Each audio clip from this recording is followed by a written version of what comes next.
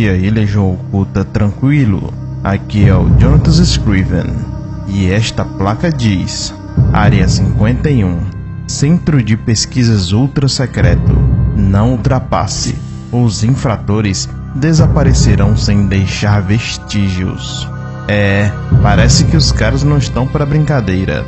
A chamada Área 51 é um dos mistérios mais bem guardados pelo governo dos Estados Unidos. É uma área militar de aproximadamente 1.550 km², no deserto de Nevada, nos Estados Unidos. Trata-se de um espaço tão secreto que o governo americano somente admitiu sua existência na década de 90, e assim mesmo com inúmeras restrições. E aqui neste vídeo especial Legião Oculta, iremos falar nessa famosa área.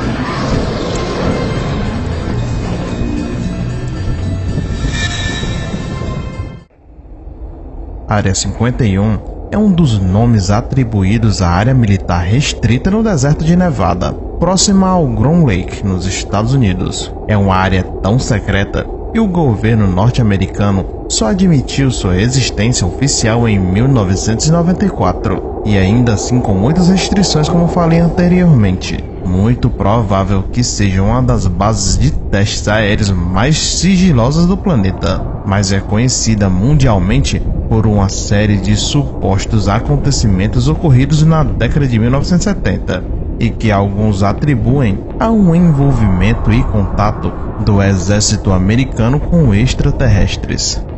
Nenhum desses argumentos foi confirmado nem negado, deixando uma incógnita no domínio popular, um total suspense no ar. Há inúmeros documentários, livros e filmes que tratam sobre o tema, porém não são imparciais na questão dos rumores extraterrestres, sempre submetendo a área como um sítio extraterrestre. A Área 51 é uma das bases mais avançadas do mundo, contendo um complexo subterrâneo e vários laboratórios de pesquisas, com a finalidade de desenvolver ou testar tecnologia para as Forças Armadas dos Estados Unidos. Desde o estabelecimento da Área 51, algumas pessoas declararam ter visto estranhos objetos sobrevoando seu espaço aéreo e arredores, mas as autoridades sempre negaram os fatos. Contudo, um de seus próprios funcionários declararam que na base, além de projetos militares avançados que usam tecnologia alienígena ativamente, discos voadores genuinamente extraterrestres também seriam objetos de estudo de engenharia reversa. As naves resgatadas intactas ou em acidentes eram consertadas ou reconstruídas em Greenland e depois submetidas à prova por pilotos de testes. E foi o próprio físico da Área 51, Robert Bob Lazar, quem fez essa afirmação, sendo seguido por vários outros ex-funcionários das instalações de Groom Lake. E Lazar recentemente estendeu suas declarações e informou que o governo norte-americano estava pesquisando nada menos que 9 discos voadores na Área 51 e tentava adaptar sua tecnologia em projetos terrestres, com o uso da chamada engenharia reversa. Por suas declarações, ele e sua mulher receberam várias ameaças de morte. Assim, evitando correr riscos, em novembro de 1989, decidiu aparecer em público e confirmou suas alegações. Disse que há um lugar secreto no interior da Área 51, conhecido como S4, próximo ao Lago Seco Papuz, onde as naves alienígenas eram guardadas. Explicou que seu trabalho se dava justamente naquelas instalações, junto a uma equipe de 22 engenheiros contratados para estudar os sistemas de propulsão dos discos voadores. E agora, as novas imagens da Terra Server confirmam as declarações de Lazar, mostrando detalhes de tais instalações. Ainda segundo Lazar, o S4 era um enorme complexo subterrâneo que ocupava toda a área de uma cordilheira de montanhas. No início, o físico pensou que estivesse trabalhando com uma tecnologia altamente sofisticada criada pelo homem, mas quando entrou em um dos discos voadores lá alojados, convenceu-se que se tratava de algo de outro lugar, não deste planeta, porque tanto sua forma quanto suas dimensões confirmam sua origem não humana. As naves que examinei não possuíam juntas aparentes, nenhuma solda, parafusos ou rebites, disse Lazar. As bordas de todos os elementos da espaçonave eram arredondadas e suaves, como se tivessem sido feitas com cera quente, submetida a um rápido processo de resfriamento. De acordo com seu relato, havia arcos e delicadas cadeiras de somente 30 centímetros de altura no interior dos veículos espaciais. Sua unidade de propulsão era o que mais lhe intrigava. Irradiava um campo antigravitacional através de uma coluna oca, situada verticalmente no centro da nave. Lazar teve sua curiosidade científica aguçada e passou a procurar informações sobre tudo o que acontecia em S4. Foi quando teve o acesso a um memorando e confirmou suas suspeitas. Nele, havia uma quantidade impressionante de informações sobre UFOs, inclusive fotografias de autópsias de pequenos seres cinzas com grandes cabeças calvas, os conhecidos Greys. E ele declarou à revista UFO que o governo estava escondendo da população fatos da maior gravidade. Tudo aquilo estava sendo feito em Ground Lake, mais precisamente em S4, desabafou. E Bob Lazar é um físico norte-americano que se notabilizou pela polêmica causada nas discussões sobre OVNIs acerca da Área 51. E ele teria trabalhado lá de 1988 a 1989 como físico da Área S4. E naquele insólito mini-reator dentro da nave, mostrou ser alimentado por um tipo de elemento não existente na Terra. Após realizar extensas pesquisas relativas à tabela periódica dos elementos e a sua associação ou interação com o estranho propulsor, Lazar constatou que ele não se ligava de forma alguma àquilo que era conhecido.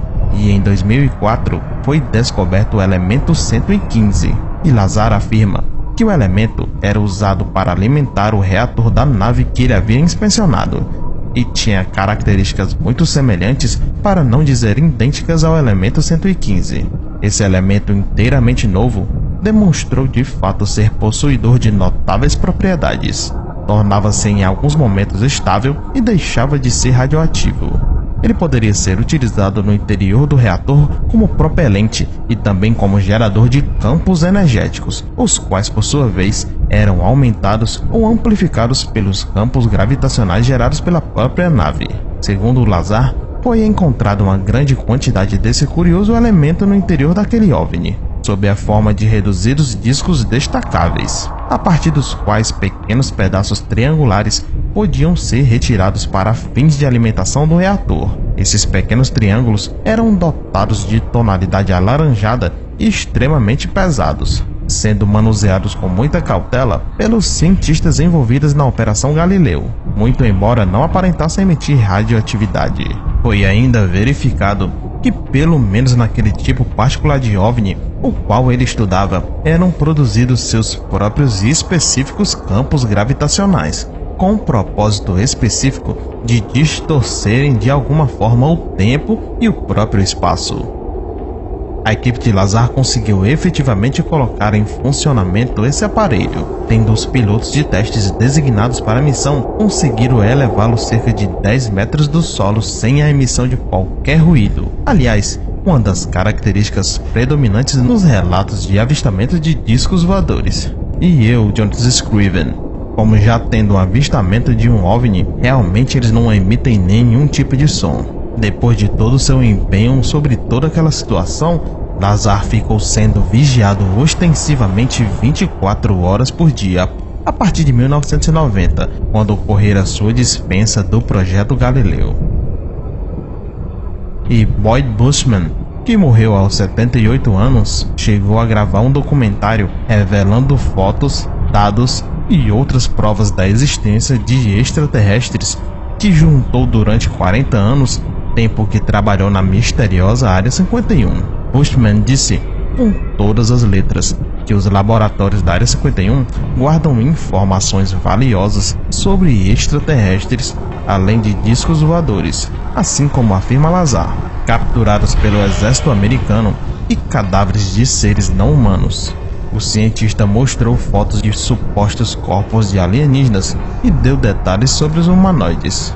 E outra revelação que esse cientista fez, assim como Bob Lazar, é sobre uma nave espacial, ou disco voador, que o governo americano guarda na Área 51. O suposto objeto, segundo ele, está sendo estudado há anos, mas precisamente desde a década de 40, quando aviões militares o abateram. E tanto seus destroços quanto os tripulantes da nave teriam sido resgatados no Novo México e levados direto ao esconderijo americano.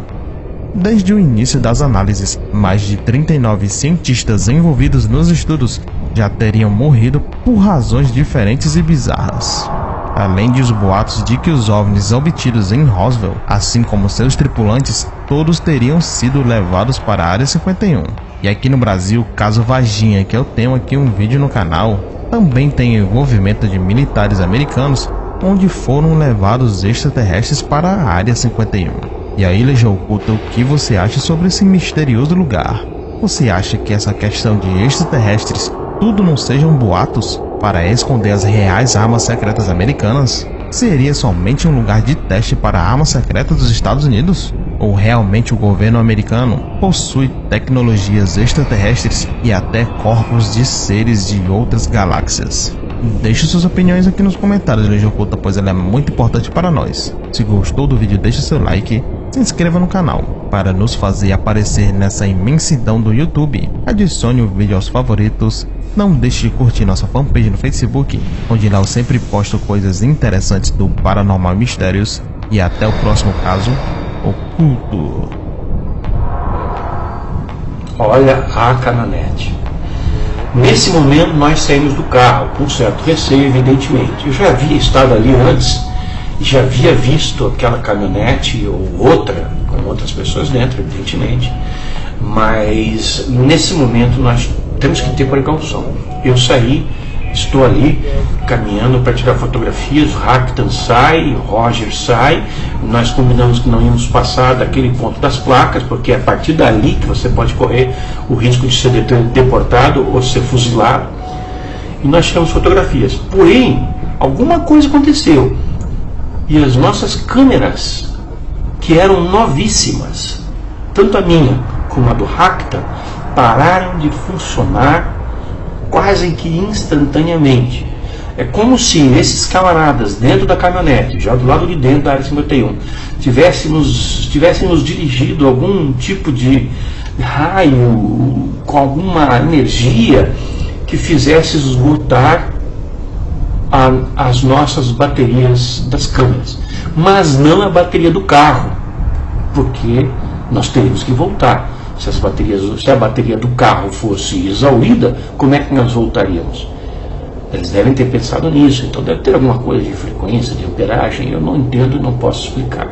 Mas o fato é que essa foi uma situação muito estranha. As nossas duas câmeras, ambas novas, ambas totalmente carregadas quando começamos a nossa viagem, tiveram suas baterias imediatamente exauridas.